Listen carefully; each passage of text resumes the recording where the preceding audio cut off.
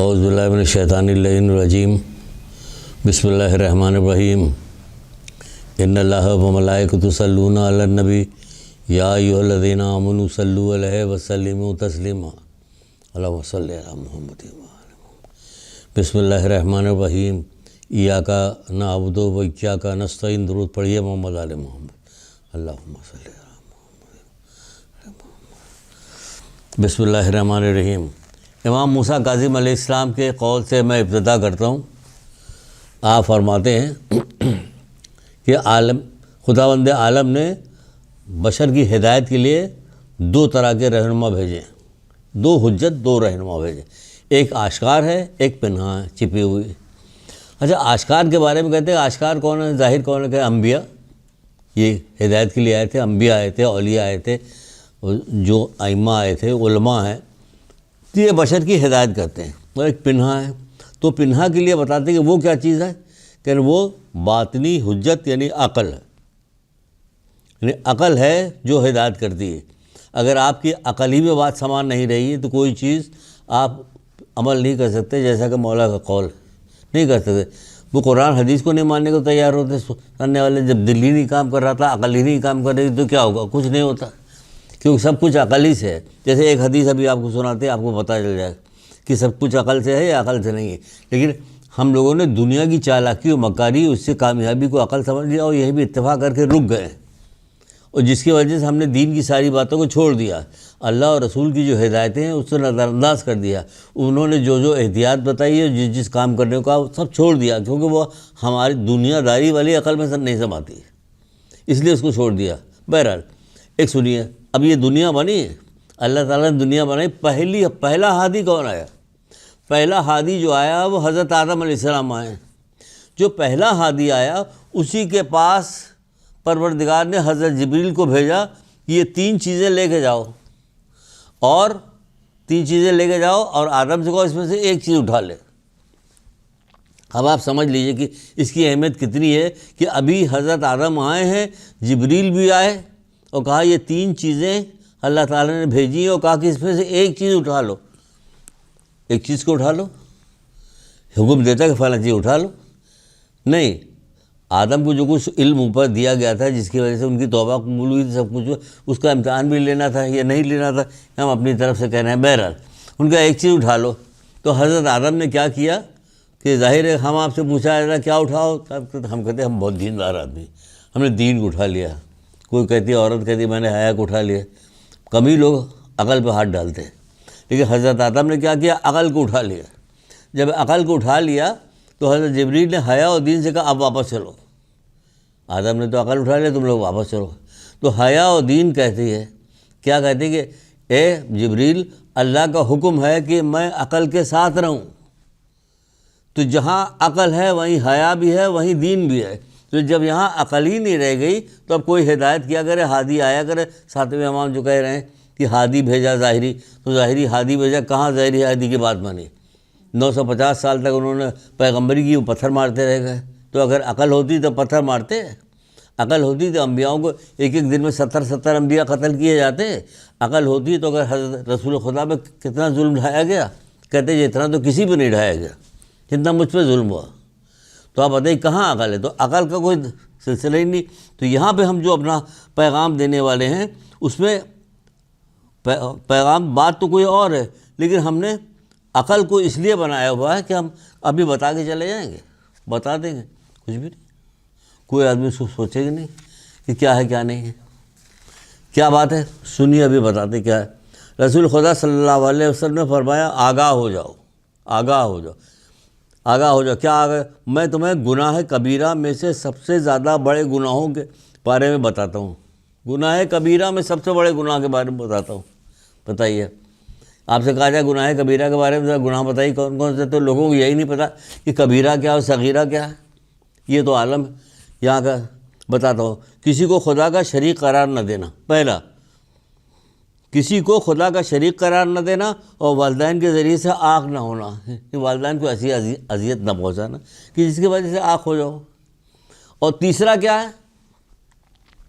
تیسرا بتاتا ہے اور وہ جھوٹ ہے، جھوٹ کا بولنا اتنا بڑا گناہ ہے کہ شرک کے ساتھ ملایا گیا۔ ماں باپ کو اذیت دے کے آنکھ ہونے کے ساتھ ملایا گیا. کیا چیز؟ جھوٹ. جو اتنا بولا جاتا کہ شاید ہی دنیا میں کوئی گناہ اتنا زیادہ ہوتا ہو جتنا جھوٹ بولا جاتا ہے. شاید کوئی گناہ. کتنی اس کی کتنے نقصانات ہیں اس کے، کتنا وہ ہے، سب کچھ دیکھیے. لیکن اس سے بھی بڑا ہے گناہ بھی بتایا جا رہا. ابھی اس سے بھی بڑا آ رہا، وہ بھی گناہ ہوتا ہے. کون سا؟ امام محمد باقر اسلام ارشاد فرماتے ہیں صلی اللہ محمد، بے شک خدا نے تمام برائیوں کو کچھ نہ کچھ تالے رکھے ہیں، تمام برائیوں کو، اور ان تالوں کی چابی بھی ہے. ان تالوں کی چابی کیا؟ شراب ہے. جبکہ جھوٹ شراب پر کے اوپر ہے، یعنی جھوٹ جو شراب کے بھی اوپر، اتنی بری چیز ہے. شراب سے بدتر ہے. کہہ رہے ہیں جھوٹ شراب سے بھی زیادہ بدتر ہے. ایک شخص نے رسول خدا صلی اللہ علیہ وسلم دریافت کیا کہ ایسا کون سا عمل ہے جو سب سے زیادہ لوگوں کو جہنمی بناتا ہے؟ ابھی ہمارا وہ نقطہ نہیں شروع ہوا جس کے لیے تمہید باندھ رہے ہیں ہم. یہ باندھ رہے ہیں اس لیے تمہید باندھ رہے ہیں کہ شاید سمجھ میں آ جائے. یہ اتنی بری چیز ہے جو جھوٹ کی کتنی مذمت بتائی گئی ہے، آنکھ ہونے کی، شرک کرنے کی، سب کو بتائے جانے کے بعد بھی کہا جا رہا ہے کہ وہ ایک آدمی پوچھنے لگا رسول اللہ سے. طرح طرح کے لوگوں نے سوال کیے، پوچھے، جو اللہ بھلا کرے ان لوگوں کو جنہوں نے جمع کیا اس کو ہم تک پہنچایا. تو ایک شخص نے رسول خدا صلی اللہ علیہ وسلم دریافت کیا کہ ایسا کون سا عمل ہے جو سب سے زیادہ لوگوں کو جہنمی بناتا ہے؟ حضرت نے جواب دیا وہ جھوٹ ہے. سب سے زیادہ جھوٹ ہے جو جہنمی بنا. آپ دنیا میں ذرا جھوٹ کو ترک کر کے دیکھ تو لیے، کوئی نقصان نہیں ہوگا آپ کو. آپ کا ذہنی خیال ہے کہ آپ کو نقصان کو کوئی بھی نہیں ہوگا. نہ جھوٹ بولنے سے آپ کو کوئی فائدہ ملتا. جو سب کے سب جھوٹ بول رہے ہیں لیکن سب اپنے مقام پہ ہیں کہ کوئی ایسا نہیں ہوا کہ اتنا جھوٹ بولا کہ وزیر اعظم بن گیا، اتنا جھوٹ بولا کہ کروڑپتی بن گیا. ایسا کچھ بھی نہیں. بہرحال پھر ایک جگہ پہ رسول خدا صلی اللہ علیہ وآلہ وسلم ارشاد فرماتے ہیں محمد وآلہ جھوٹا شخص صرف دیکھنے میں، اللہ اکبر، سنیے گا، جھوٹا شخص صرف دیکھنے میں انسان ہوتا ہے لیکن عالم برزخ میں اس کی صورت انسانی نہیں ہوتی. جو عالم برزخ ہوتا ہے اس میں اس کی شکل انسانی نہیں ہوتی. جیسے کہ رسول خدا صلی اللہ علیہ وآلہ وسلم جب معراج پہ گئے تھے تو لوگوں کی صورتوں کو دیکھا، جیسے حرکتیں لوگ کرتے تھے ویسی صورت میں تبدیل ہو چکے تھے. کوئی بندر ہو چکا تھا، کوئی سور ہو چکا تھا، کوئی گدھا بن گیا تھا، کوئی کچھ تھا، کوئی کچھ تھا، کوئی طرح طرح کے عذاب میں مبتلا تھا، وہ سب ہو چکا تھا. تو ایک دفعہ ایسے ہی ہوا. رسول اللہ فرماتے کہ مطلب وہ جھوٹ جو شخص ہوتا ہے، جو برزخی شکل ہوتی ہے، وہ انسانوں جیسی نہیں ہوتی. جب آپ معراج کے اوپر گئے تھے، رسول اللہ معراج پہ گئے تھے، رسول اللہ خدا صلی معراج پہ، تو واپس آنے کے بعد حضرت فاطمہ زہرا سلام اللہ کو بتایا کہ شب معراج میں نے ایک عورت دیکھی. شب معراج میں نے ایک عورت دیکھی. کیا دیکھی ایک عورت؟ اس کا چہرہ جو تھا سور کی مانند تھا، اس کا بقیہ حصہ جو تھا بدن کا وہ گدھے کی طرح تھا. تو پوچھا گیا رسول اللہ ایسا کیوں ہے؟ تو کہہ رہے کہ اس لیے کہ یہ فتنے اٹھاتی تھی اور جھوٹ بولا کرتی تھی. فتنے یعنی لڑائی جھگڑا کیا کرتی تھی. ایسے فتنے جھوٹ بول کے ادھر سے ادھر کر کے لوگوں میں آپس میں لڑائیاں ہو جاتی تھیں. یعنی فتنے اٹھایا کرتی تھی اور جھوٹ بولتی تھی کہ اس وجہ سے اس کا ایسا ہو گیا. دیکھا آپ نے، فتنے اٹھاتی تھی تو جھوٹ بولتی تھی. فتنہ بھی اس میں آ گیا. یہ فتنہ کہاں تک جائے گا یہ دیکھیے گا کہ کہاں تک فتنہ جائے گا. ابو داؤد فرماتے ہیں کہ ہم دو آدمی تھے جو آپس میں بحث کر رہے تھے دین کے بارے میں. کوئی ادھر ادھر کی دنیاوی کوئی بات نہیں تھی، دین کے بارے میں بحث و تکرار کر رہے تھے اور اکثر کیا کرتے تھے. ایک دن رسول خدا صلی اللہ علیہ وآلہ وسلم ادھر سے گزرے، دیکھا ہم لوگوں کو تو ہمارے پاس آئے، اور پاس آنے کے بعد آپ کا چہرہ اس قدر غم و غصے سے متغیر ہو گیا کہ ایسا چہرہ کبھی غصے کا ہم نے دیکھا ہی نہیں. تو کہتے ہیں ایسا چہرہ ہم نے غصے کا دیکھا ہی نہیں کبھی، متغیر ہو گیا تھا. تو رسول خدا صلی اللہ علیہ وسلم فرمایا کہ جھگڑا اور کج بحثی جو ہے وہ مسلمانوں کی شان نہیں ہے. جو جھگڑا کیا جاتا ہے، کج بحثی کی جاتی، مسلمانوں کی شان نہیں ہے. جھگڑا کر رہے ہیں آپ، مسلمانوں کی شان نہیں. جو لوگ ایسا کریں گے میں ان کی شفاعت نہیں کروں گا. اتنا بڑا جرم قرار دے رہے ہیں. کہہ رہے جو لوگ ایسا کریں گے میں ان کی شفاعت نہیں کروں گا. ٹھیک، اتنا بڑا گناہ ہے آپس میں جھگڑا کج بحثی کرنا. جی ہاں، اتنا ہی بڑا گناہ ہے. اس سے بڑا گناہ کیا ہو سکتا ہے؟ میں ان کی شفاعت نہیں کرنی. شفاعت نہیں کر رہے ہیں ہم، ان کے ماننے والے سب کچھ بھی ہے لیکن ہماری شفاعت نہیں ہو رہی. ہم ان کی شفاعت نہیں کریں گے. کس کی شفاعت نہیں؟ جو ایسا کرے گا میں ان کی شفاعت نہیں کروں گی. کیونکہ ابتدائی چیز جو سب سے پہلے مجھے بتائی گئی، رسول اللہ کہتے ہیں وہ یہی ہے کہ شرک کے بارے میں کہا گیا کہ شرک نہ کرنا اور جھگڑا نہ کرنا، کسی سے جھگڑا نہ کرنا. بت پرستی کے بعد کج بیسی اور شرک جو ہے کہ یہ نہیں کرنا. حضرت علی بھی فرماتے ہیں کہ عقل مند کی تعریف، جیسے عقل بتایا نا آپ کو، تو عقل اسی لیے بتائے تھے کہ حضرت علی نے بتایا کہ عقل مند کون ہے. کہ عقل مند جو ہے کچھ باتوں کو نظر انداز کر دیتا، کچھ چیزوں کو درگزر کرتا، بات پہ دست گریباں نہیں ہوتا، لڑتا نہیں ہے. اس کا مطلب عقل نہیں ہے. تبھی بات پہ لڑا جا رہا ہے، چھوٹی چھوٹی بات پہ غصہ کیا جا رہا ہے، لڑا جا رہا ہے. تو وہ کہہ رہے ہیں کہ بات پہ جھگڑا نہیں کرتا، کچھ چیزوں کو نظر انداز کر، کچھ چیزوں کو درگزر کرتا ہے. پھر ایک جگہ پہ اب اس کا یہ تو بری بات ہے نا کہ آپس میں جھگڑا نہیں کرنا چاہیے. اس کی فضیلت کتنی ہے یہ جو بتائی جا رہی بات، جو رسول اللہ بتا رہے ہیں، یہ اگر لوگوں نے دیکھ لی، سن لیا، اس پہ عمل کیا، اس کی فضیلت کتنی فضیلت. یہ اتنا بڑا عمل ہے، جھگڑا نہ کرنا، جھگڑے کو ترک کر دینا، اتنا بڑا عمل ہے. اس کی فضیلت دیکھیے کتنی ہے.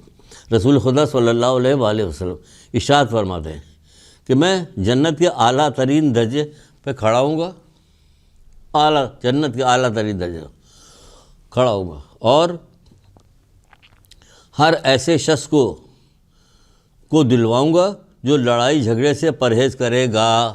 اعلیٰ ترین درجے پہ کھڑا ہوگا اور ایسے شخص کو دلواؤں گا وہ جگہ کہ جو لڑائی جھگڑے سے پرہیز کرے گا، اگرچہ وہ حق پر ہی کیوں نہ ہو. بہت ساری چھوٹی چھوٹی بات ہوتی ہے ایسی کہ اگر آپ درگزر کر دیں گے آپ کو کوئی نقصان نہیں ہوتا، آپ سے چپ ہو جائے، اس لیے کہ لڑائی جھگڑا نہ ہونے پائے. اللہ کے رسول نے منع کیا. شرافت کی دلیل بھی ہر وقت جھگڑا نہ کیا جائے، تو میں ہر وقت ہو رہی، کوئی اچھی بات تھوڑی ہوتی ہے، عزت گھٹتی ہے. اور وہ بھی بتا رہے کہ ایسے شخص کو دلواؤں گا جو جھوٹ سے پرہیز کرے گا، اگرچہ مذاقی میں کیوں نہ ہو، اور جنت کے باغ میں سے ایک گھر اسے دلواؤں گا خوش اخلاقی کی وجہ سے. لڑائی جھگڑا نہ کرے، جھوٹ نہ بولے اور خوش اخلاقی اختیار کرے. جنت کے وسط میں باغ دلاؤں گا میں دلاؤں گا، وہ فرماتے ہیں. پھر کہیں پہ کہتے ہیں رسول اللہ کے لوگوں کے درمیان مصالحت کرانا، مصالحت کی فکر کرنا جو ہے، یہ جس سے جھگڑا دور ہو جائے، نماز اور روزے سے زیادہ افضل ہے. نماز اور روزے سے زیادہ افضل ہے کہ ایسا کیا جائے کہ جس کی وجہ سے کہ جھگڑا نہ ہو. تو یہ نماز روزے سے زیادہ افضل ہے. واجبات بجا لانے کے بعد رسول اللہ کی اور بھی فرماتے ہیں کہ واجبات بجا لانے کے بعد سب سے اچھا عمل لوگوں کے درمیان صلح صفائی کرانے کے سوا اور کچھ نہیں ہے. سب سے اچھا عمل لوگوں کے درمیان صلح صفائی کرانے کے علاوہ کچھ نہیں ہے. اور یہ ایسا خیر ہے جو خیر کو دنیا میں پھیلاتا ہے. کیا بات ہے، سبحان اللہ سبحان اللہ. یہ ایسا خیر ہے جو خیر کو دنیا میں پھیلاتا ہے. بھائی جھگڑا ہی فساد نہ ہوگا تو خیر ہی خیر رہے گا، اللہ بھی راضی، ائمہ بھی راضی، معصومین بھی سب راضی رہے گا. خیر کو دنیا میں پھیلاتا. پھر امیر المومنین علیہ السلام کو وصیت کرتے ہوئے رسول خدا نے کہا، اے علی، بے شک خدا مصالحت کی خاطر جھوٹ بولنے کو بھی پسند کرتا ہے. دیکھ لیا آپ نے، ابھی جھوٹ کی مذمت ہو رہی تھی، اب جھوٹ بولنے کی کیا بات آئی آپ؟ یعنی کب خدا پسند کرتا ہے جھوٹ کو اور کب یعنی پوری زندگی ہر بات میں جھوٹ کو ناپسند کرتا ہے. لیکن ایک چیز یہ ایسی آ گئی جو اللہ تعالیٰ کو اتنی ناپسند ہے، اس کے باوجود پسند ہے کہ اس نے جھوٹ کی اجازت دے دی. اب آپ سمجھ لیجیے کہ اس اتنے بڑے قول کی کیا اہمیت ہے. ابھی آپ کو جھوٹ کے بارے میں بتایا کتنی بری چیز. تو یہ کیا کہہ رہا ہے کہ اے علی، وصیت کرتے ہوئے، اے علی، بے شک خدا تعالیٰ مصالحت کے خاطر جھوٹ بولنے کو بھی پسند کرتا ہے اور دنگے اور فساد کی راہ میں سچ بولنے کو سخت ناپسند کرتا ہے.